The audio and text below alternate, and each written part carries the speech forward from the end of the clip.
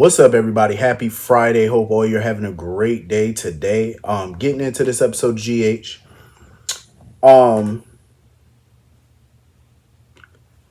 I get where Liz is coming from. You know what I'm saying? Like I do. As far as like Aiden is concerned for when Lucky comes back. I get it. She wants to help facilitate that. She wants to be there for her son. I get that.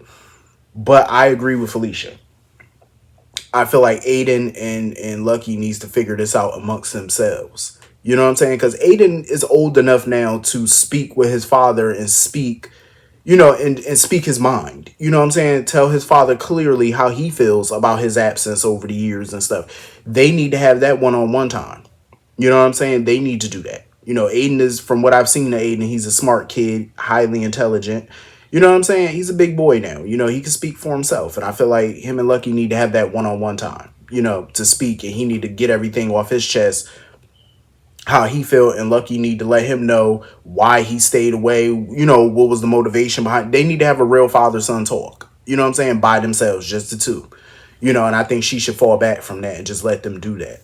I definitely feel like Liz still got feelings for Lucky. Like, I feel like she always gonna have feelings for Lucky. Just like I feel like she's always gonna have some type of feelings for Rick or Jason. Those feelings between them men are always gonna be there. Hell, even for AJ. You know what I'm saying? Those feelings are always gonna be there because those were different relationships. You know what I'm saying? They each come with their own different set of feelings. So when they come around, she always gonna have some type of feelings for them, but that doesn't mean she's gonna act on them. You know what I'm saying? Because when Lucky come back, I sure as hell hope she don't act on those feelings. I think she could do better. I think she can. Like, your ex-husband does not always have to be your next husband. I'm just saying. Let it go. The past need to stay the past, and I feel like her and Lucky are the past. We don't even know how long that man gonna be around. So if I was her, I wouldn't get too invested in that. It was good to see that little ending, though, when she answered the phone when Lucky called and stuff like that. I thought that was cute. But like I said, for the nostalgia purposes, I felt like that was cute. But no, hell no. Liz needs somebody new. She needs something new. Don't even dare try to go back to that old thing. Absolutely not. I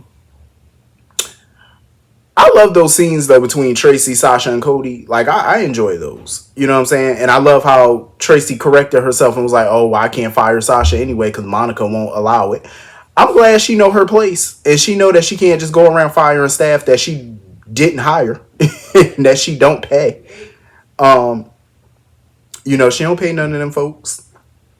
How you gonna go around firing people that A, you did not hire, B, you do not pay? Like, I'm just saying. But I love the softer side of Tracy. You know what I'm saying? Where she can admit, like, I do care for people. She can admit her wrongs and apologize. Because people got to understand. I know some people like, oh, they making Tracy soft now. I mean, I wouldn't see it as them making her soft. I think, as you get older, especially when you're her age and stuff, you're in your mid to late 70s and stuff like that. You just, you get more mellow. You know what I'm saying? You get a bit more mellow. And I feel like that's the side of her that we're seeing. We're seeing that older, mellow version. But I will say, I do think it's time that they give Tracy a man. You know what I'm saying? Like, she need a love interest at least. If not a love interest, they need to get her back involved in EOQ. You know what I'm saying? Like, 'cause I'm not feeling her being wrapped up with this deception nonsense. I'd rather see her be, business Tracy. Hard ass, ready to pull out all the stops to become the CEO of the company again. I'd rather see her do that. You know what I'm saying? Like, get her back into the business world. Where she clashing with family, trying to take the throne. You know what I mean? Like, that's what I love about her too. You know what I'm saying? We don't want to make her too mellow. You know what I'm saying? Like, just enough, but not too much. So anyway, moving on from that. Martin. Lord have mercy. I enjoyed that scene between Martin and Lucy. I really did. Martin was not here for Lucy. He was like, listen, I might be changed. I might be, different style or whatever, but the old me don't want nothing. The new me wants no more to do with you than the old me does. I was like, go the fuck off, Martin. I wasn't even mad at him. He dropped the mic on that ass. He was like, yeah, tell Scott I said hi. We don't even know where the fuck Scott is. Where is Scott? Like, who holding Scott hostage? You know what I'm saying? We ain't even seen Scott in a minute. The man ran off, and that's the last time we seen that brother. Um,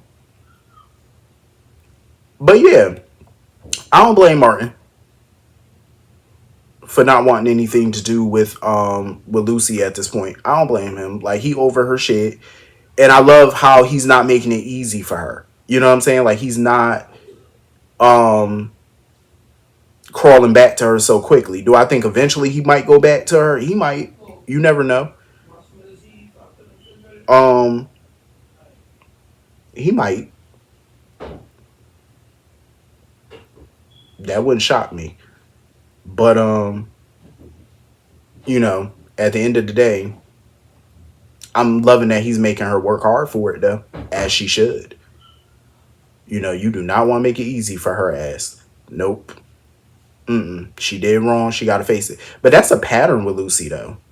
Like, Lucy got a pattern of linking back up with exes and stuff, or making it seem that way, or whatever the case. Like, she just got ways of doing it, pushing men away, with her shenanigans. So I'm glad that Martin is, sticking to his guns. Good for him.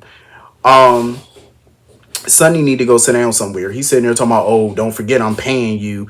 Sir, who cares if you paying him? So what? At the end of the day, Martin don't have to disclose what him and his client talk about. You know what I'm saying? I don't blame Martin for wanting to throw Sonny ass under the bus, because he already know, like, that's the best way to get his client out of this mess. Why not? Um, and looking at Sonny now, that's why I feel like Alexis is crazy as hell for not trying to point the cops in his direction to save herself. You're sitting in prison for something you did not do. You got a psychopath for a roommate. And where's Sonny at? Sitting up in here in a sea of women. Sitting over here having fake dates with Carly, and now he's sitting over here with this new pretty young thing that he trying to bang. You know what I'm saying? Well, I can't say too young, but she look young. Um, she ain't old though, that's for damn sure. Natalia look good. He trying to get his new flavor of the month while you sitting up in prison. I would turn his little ass in. Okay. Um, Best believe I would turn his small world ass right on into the police. I'm just saying, like, bump that. Um, that fake date between him and Carly was just atrocious. Like, they look so uncomfortable. Like, you can tell that shit look fake. They are totally not acting natural. You know what I'm saying? It looks very forced. Like, even the way she paused to kiss him on the cheek, I'm like, Carly, you're as subtle as a freight train. Like, if y'all was really knocking boots and back together, why would you pause like that and look all, concerned and worried and all these different things, and then to go kiss him on the cheek? It looks so fake. Like, ain't nobody buying that. Because I when I looked at that, I was like, that don't look convincing. And Diane need to go sit down too with this little 1950s thinking. Like, oh, you and Carly gotta make this look real. I already told Carly about this. Y'all can't be flirting with other people. You gotta make this look real, because if the alibi don't hold up, you can go to prison. This whole story is so dated, because for one, they don't have to pretend to be back together for the alibi to hold up. Like, it's not that hard to believe that Sonny and Carly would have a one night stand. You know what I'm saying? And she was the alibi. That's not that difficult to believe. They don't have to pretend like, oh, we got back together. One night stands between exes happen. You know what I'm saying? Especially between the two of them. It's well documented. You know what I'm saying? So this whole trope that they got to pretend to be back together is so dumb. And for Diane to sit there and say, oh, he could go to prison if the alibi don't hold up. If they have physical evidence that tied to Sonny, he would go to prison whether he had an alibi or not, because they would know it's a false alibi. They would have physical evidence to prove it. They have nothing. So there's no point in this whole fake ass relationship. It's just dumb. No point at all. And Diane, being a stellar attorney that she is kind of weird that she would even suggest such a thing. Like, come on now. Even if he didn't have an alibi, it still wouldn't be enough for the cops to arrest him and put him in prison. It wouldn't be enough. Christina ain't really got too much of an alibi her damn self. Even though they are overlooking the Sam aspect, because Sam was with her at one point. But even still, it's like they still haven't arrested her. You know what I'm saying? Like, alibi or no alibi. Doesn't matter. You need hard-hitting evidence. It's it still disturbs me how Sunny is still sitting there with Natalia and stuff like that, even though she, put out all them homophobic, stuff or whatever. Because she's very homophobic. So I'm surprised, with him having a gay or bisexual daughter. I really don't know what Christina is, to be honest. Um, but either way, you got a daughter that's a part of the LGBTQ community, and you're sitting with a chick that disrespected that community that your daughter is a part of. So it's kind of weird and ridiculous for him to be, trying to get with her. But I guess Natalia was annoying me. Like coming up with the oh, there's an old saying or there's an old path or whatever the hell she was talking about, about messing with married men or men that's involved or messing with unavailable men or whatever. I'm like, ma'am, get your ass up from that table and just leave that man alone. Sonny is a very complicated, complex person. Ain't nothing really gonna happen between y'all. He gonna drop you just like he did to all the many women that's in his life.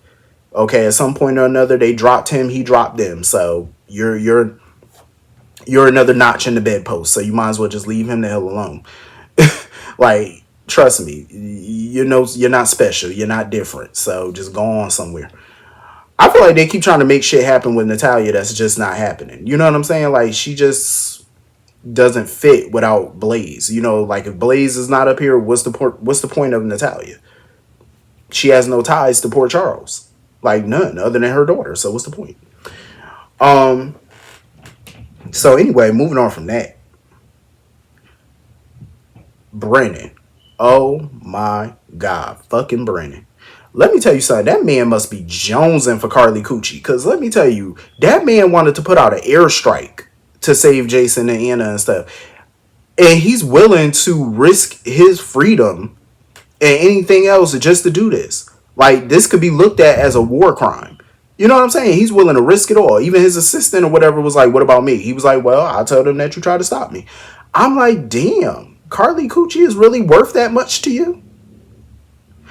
Like, I think he just falling head over heels for this woman.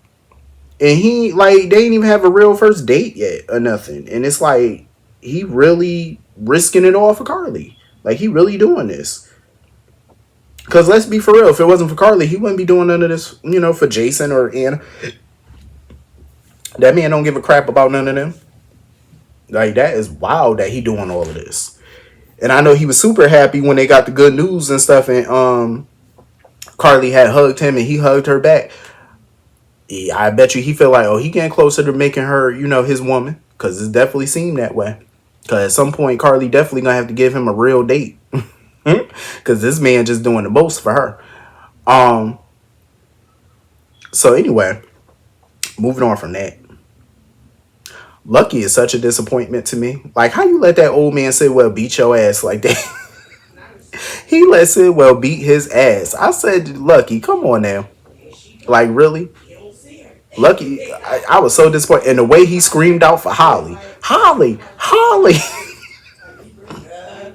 I said, Lucky, if you don't beat that man ass, you half his age. You can't whoop him. I was like, damn, Lucky. My goodness. That was embarrassing. But I don't blame Holly for running. Holly had to secure the bag real quick. Holly was not leaving that island. She was not leaving that compound without that diamond. She said, bump Lucky. Listen, I need to go get this diamond real quick. But at least she came through with the Jeep, though. I said, go ahead, Holly. Holly came through with the car. I said, come on now. She came through. But I knew she wasn't leaving without that diamond, though. That was just... But I'm so glad that Sidwell didn't die or go to prison. Because now Sidwell is going to come to Port Charles and raise all type of hell. Because he want that diamond back that she stole.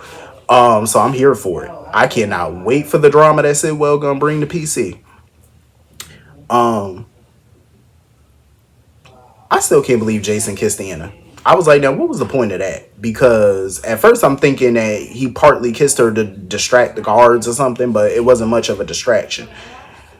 And that whole fight scene between him, Anna, and the guards was funny as shit. Like, the way he did that little sidekick, I said, now, what in the Walker, Texas Ranger is this? That was some straight Chuck Norris shit he was trying to do. But it failed. He got his ass beat. The guards was beating their ass. I said, they really thought they was going to outgun those guards? Like, beat them up? It's more guards than it is y'all two. They better be glad that airstrike happened when it did, because if it wasn't for Brennan sending that airstrike, they might have been dead. So at least they all got on the jet and got away. But I'm like, now what about Laura and them? Like, are they gonna call Laura and Kevin and let them know that they got lucky? Because I was hoping to see Laura and Kevin all up in Africa. I know Jeannie is on her summer vacation, I believe. She's on her vacay, so I get it, but they had to find a reason to write her out. But I hope to see her and Kevin at some point just chilling on the beach for a minute before they come back to Port Charles. Get some type of vacation out of it. You know what I'm saying? Had to go all the way out yonder to go find somebody just for Jason and them to rescue. Um, but anyway, that was pretty much the whole episode. Hit the comment section. Let me know what you all thought. And I will see you all later. Hope you all have a great night. Have a great weekend. See you later. Peace.